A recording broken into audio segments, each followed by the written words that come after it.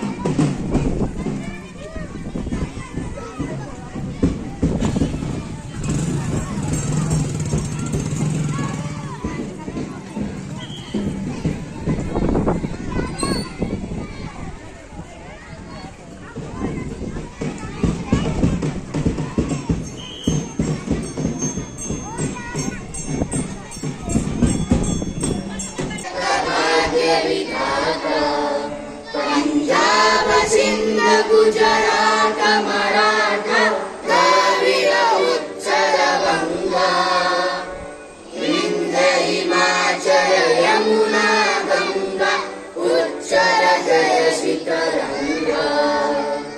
तव शुभ नामे जागे, तव शुभ आशीष मागे, गाहे तव जय गाथा. जन गण मंगल भारत जय हे.